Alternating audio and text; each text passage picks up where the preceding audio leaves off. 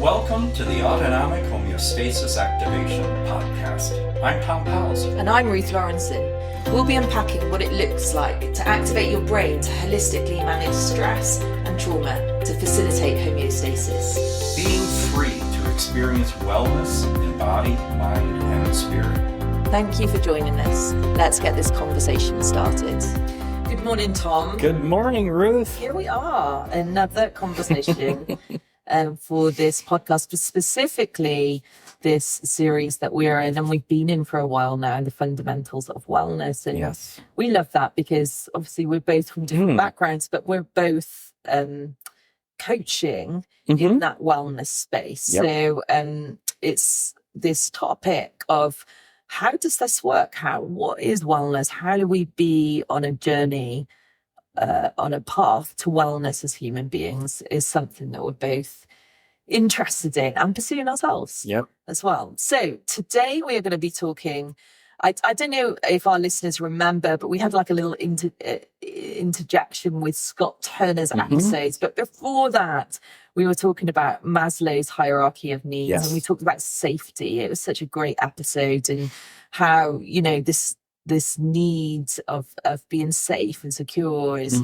so vital if we're going to pursue wellness, right? Yes. But the next stage of Maslow hierarchy of needs, which is what we're going to talk about today, is this sense of being love and belonging. Yep. Being loved, being loving, and belonging in community, in spaces with other people, and how that is so important. And I was just saying to you just before we started recording, how in my perspective anyhow, it's like when I try and listen to the ache of humanity right now, you know, even all around the world, there is, but maybe specifically here in the United States where we live, I feel like there is an ache for love and belonging that is very present, but it's how we go about that, who we love,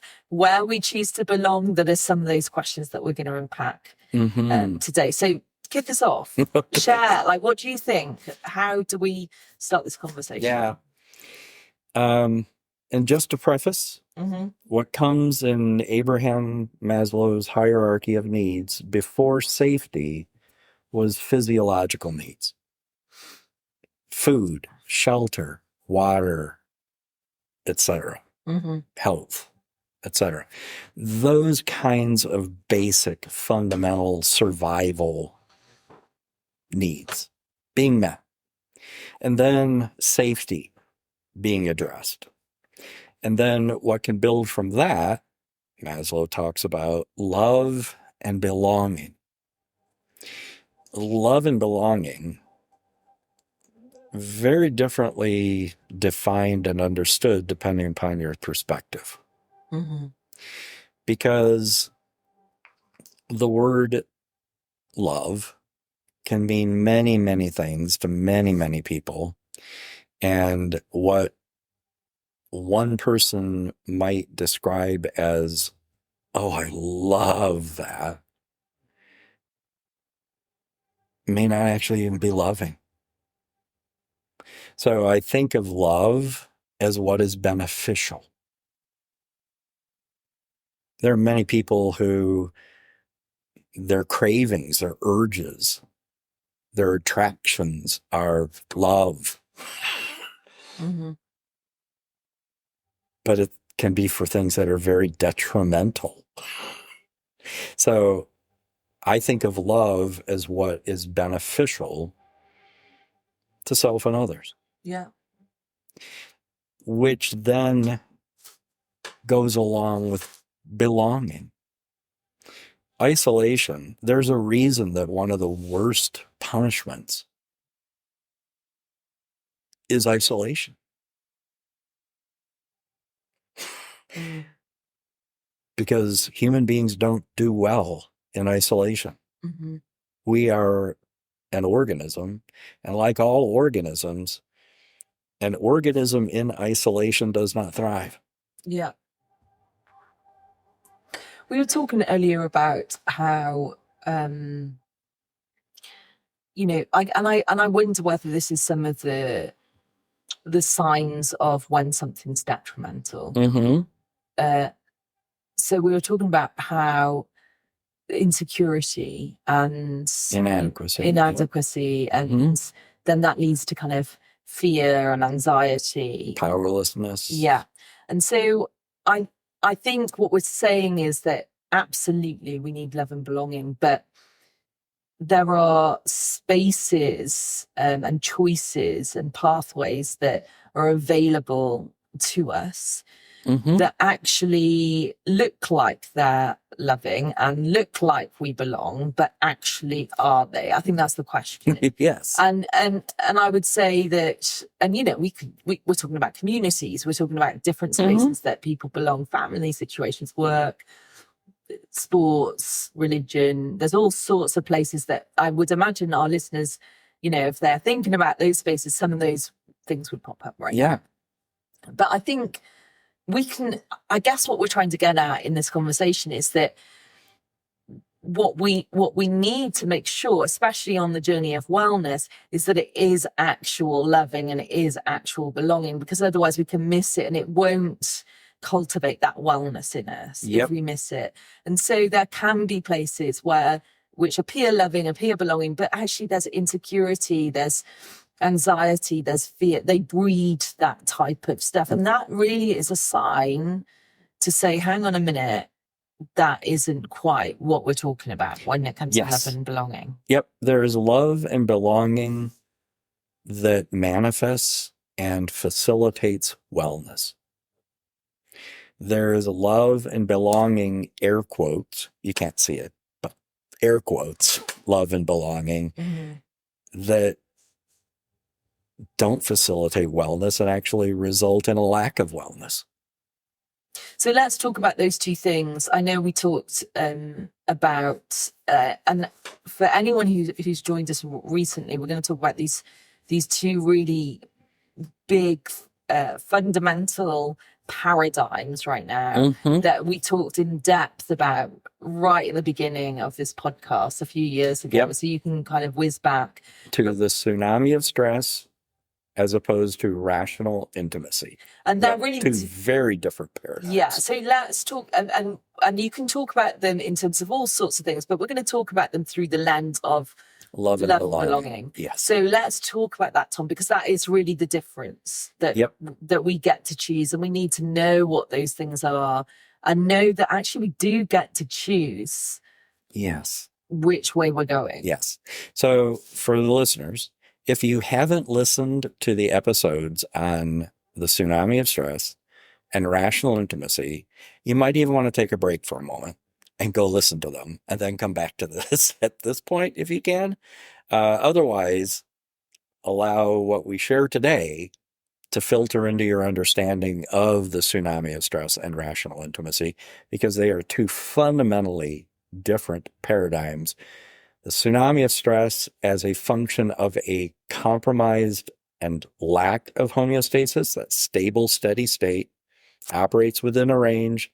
There's change, dynamic disequilibrium, but the tsunami of stress is dysregulated. It's dysfunctional. And that can be, we can talk about the tsunami of stress as an individual. Right. So like I could be in the tsunami of stress myself, like I'm dysregulated. I'm not, and there's cycles around it, but it also can be a community. Absolutely. So, stress, anxiety, depression, anger, the sympathetic nervous system is on fire, and it's flight or fight, avoid or manage. And that can be an individual experience or gravitating to a collective one. And I resonate with you. I love what you're talking about. And I love that. And I'm enthusiastic about that. And I belong with you. And it's all a terrible tragedy. So talk about the tsunami of stress as in terms of, love and belonging. This kind of false love and belonging. Yes. This kind of, it appears to be love and belonging, but actually you're doing that in the tsunami of stress. Talk about what that looks like. Yes. So if there are unaddressed unmanaged issues of stress, anxiety, depression, anger, that stress and need can get triggered. But we still have this inherent need as an organism and as a human being for love and belonging. And we try to gratify that. Family, politics, tribalism, all sorts of different things. And it's just dysfunctional. Mm-hmm. And then as there is love and belonging in that community, there's this sharing of stress and need, and then an escalation that occurs of the stress into distress, a need into a sense of discontent. And now this is, and we're together, and we're gonna, and there's love and belonging in that. And there's enthusiasm for that. But then that can escalate into an avoidance and an isolation. From others. Mm-hmm. But not necessarily from those that I belong with. Mm-hmm. I'm just isolated from the rest of humanity. Mm-hmm. And I don't want to be a part of that. And I want to make that, here's where it escalates from avoidance and isolation into resistance, defiance, anger. And then not being assertive, it could be passive aggressive. And there is a belonging with that. Yes. And there is a love for that. Mm-hmm.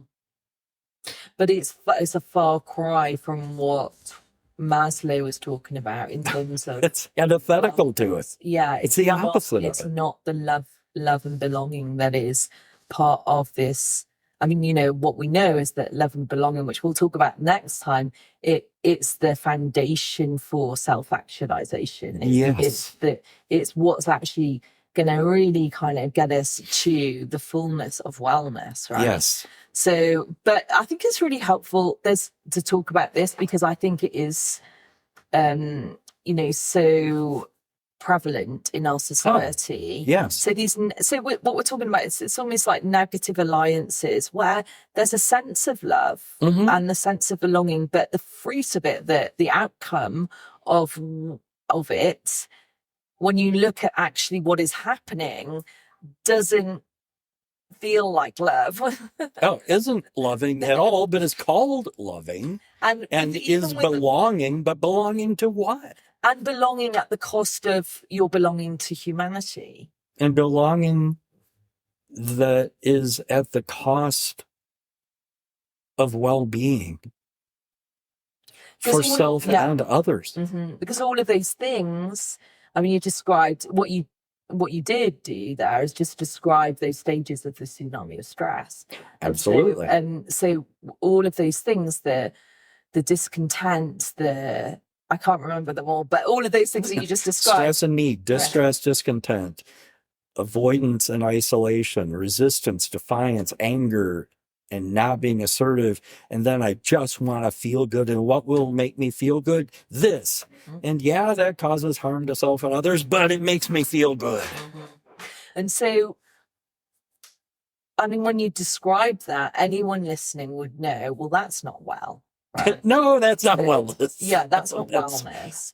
But so we need to be aware of these things. We need to be, I think, if we think, oh, well, I'm part of this and I want this because of, I need love and belonging. Mm-hmm. But actually, at the same time you're seeing those things happen, I think there's a need to pause. There's a need to think, hang on a minute, is this really love and belonging? Or am I in some negative alliance in the tsunami of stress, mm-hmm. which is understandable. Oh, it's always like there's not judgment there because it's absolutely understandable why these things happen, but they're not good. They're not good for our wellness.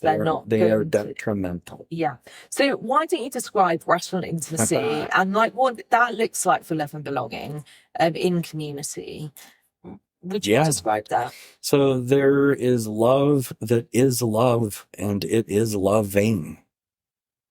It is beneficial. It strives and wants what is beneficial, not just for self, but for self and others, and not selectively these others, but not those others, but wants a collective, the human organism, the human experience that we all ultimately share in living on this planet.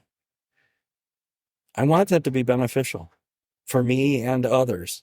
There are those who will not choose it, but I can choose it, and I can be in community with those who also choose it.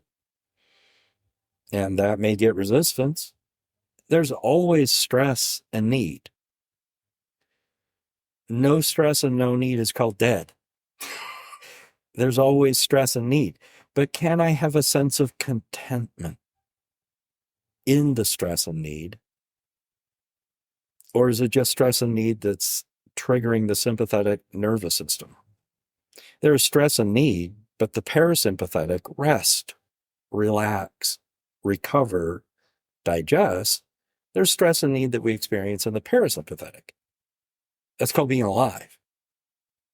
But the approach to it from homeostasis in the parasympathetic is that stress and need motivate growth and a desire to respond to that.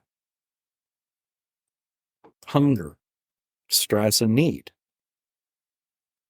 And then do I focus on things that, that just really tastes good? Crap. And it's ruining my health, but, that just tastes good. It's satisfying. It gratifies my hunger. Or does it satisfy? And is it a healthy diet? That's one example. My point is that stress and need are just stress and need.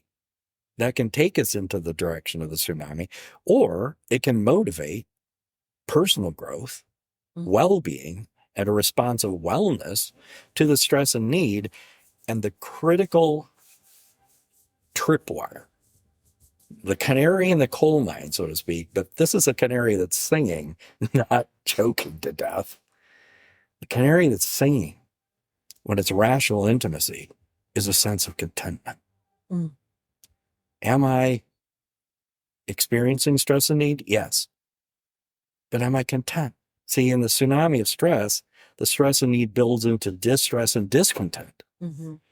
In rational intimacy, there's a sense of stress and need that motivates the pursuit of wellness. And I experience a sense of contentment. And then naturally, what that can grow into then, as I experience a sense of security and capability, is that grows into grace, generosity of spirit, love, poise, gifting, receiving, and expressing our giftedness. And then that stress and need is being proactively responded to with a sense of wellness and grace. And then instead of the avoidance and isolation, there is a sense of connection and influence, community, belonging. But who am I belonging with? Who do I identify with? Those who are speaking the truth in love, so to speak. They're dealing with the truth for what it is, and they're dealing with it lovingly. And then, with that influential position, there can be devotion. And again, love and belonging, but there is a devotion that is a loyalty and enthusiasm for a person or a cause, but the person and the cause, self, others, and the cause is wellness and well-being, not dominance and power and control and all the rest of that. It's the vision then that can come from that devotion of a different way forward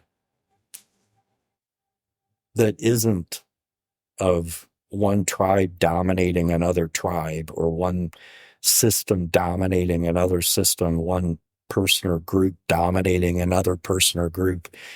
It's a collective effort. Like the insects in a hive, or the birds in a flock. I was with my granddaughter the other day, and there were these little groups of birds, and she calls them deet-deets. And the deet-deets were just going from tree to tree as a group, insects and seeds and all that, and then they moved from one tree to another tree, and they were collectively doing that. And that provides beneficial things to the tree, beneficial things to the birds, or you can have these ravening packs of things like locusts that just decimate.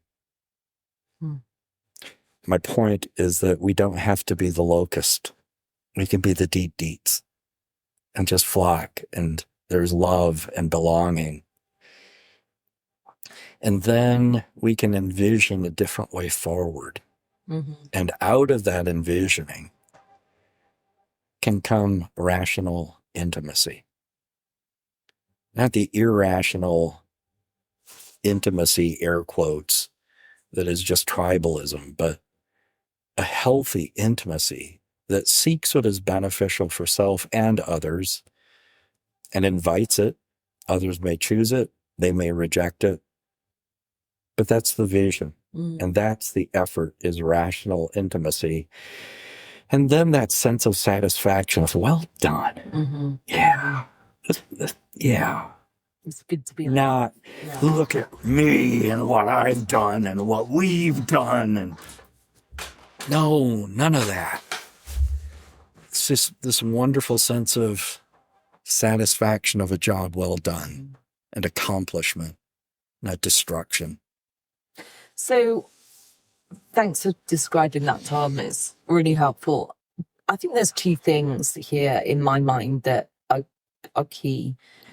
There's the recognition, because actually I think that there's a reality that sometimes people don't see that they're in the tsunami, or they don't, because it looks like love and belonging, and it can be and is labeled love and belonging. And so anything that isn't that is not love, and it's not belonging. So that's the first step, really, because if you can't see it, then you can't, make that choice. But so I think what we've described is the outcomes of. So these are some of the signs. Actually, if you're in a space, whatever community it is, and there's discontent happening, there's anger, there's isolation from other groups, there's, I don't know what the other ones would be, but these are some of the things that happen. They're the traps of the tsunami of trust. They're like signs that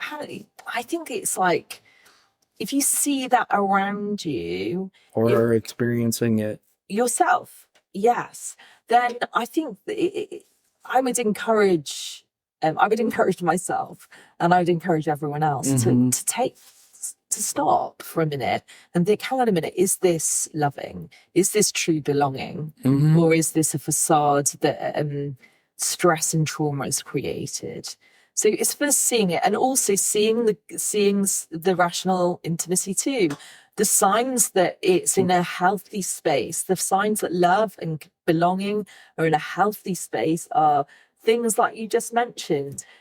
Is there devotion? Is there this envisioning? Is there a kind of sense of belonging, but not at the cost of exclusivity to the rest of the world? And those are signs that you're in a healthy space. So I think it's just taking stock of the signs that will help people. But then here's the real clincher. I think there is choice.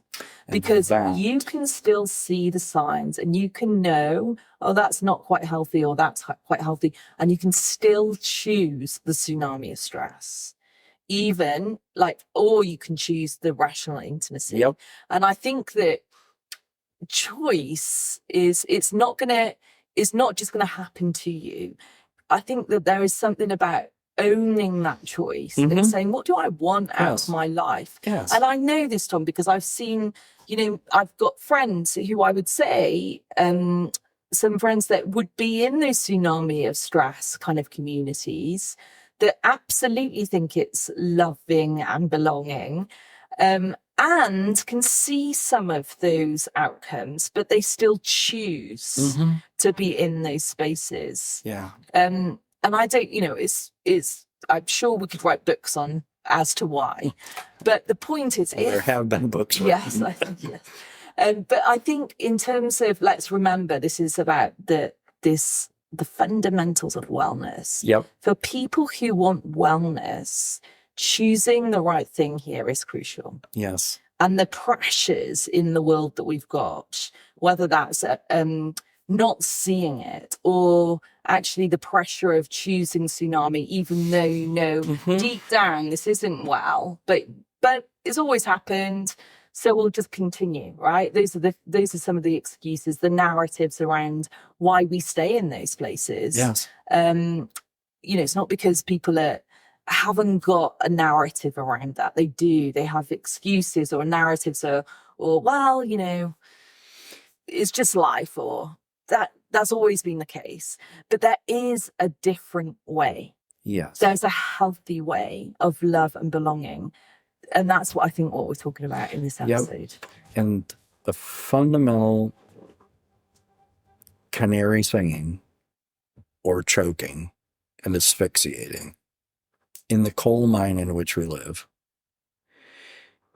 is this promoting wellness, not just for me individually, but wellness for others as well.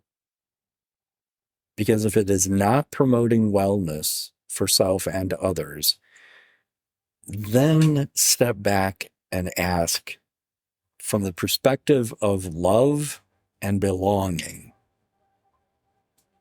is it loving, and what am I belonging with?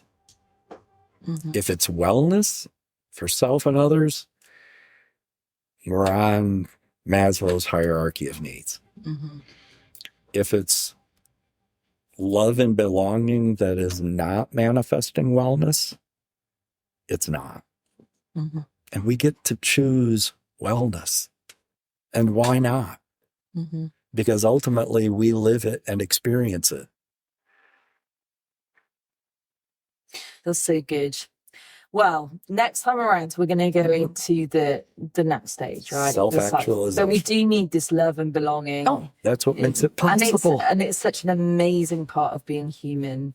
Like I said, I think it's an ache. There is definitely an ache with humanity because we need it, because it's such a fulfilling part of life when it's healthy, when it's real. Because it is so transformational. Absolutely. And that's where we become the true version of who we are. So we'll talk about that next time. Yeah. You've been listening to the Autonomic Homeostasis Activation Podcast.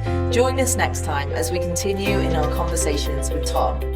If you're interested in pursuing your own wellness journey, please check out our website, autonomichealing.org. You can also reach out to Tom at innerworkings.org.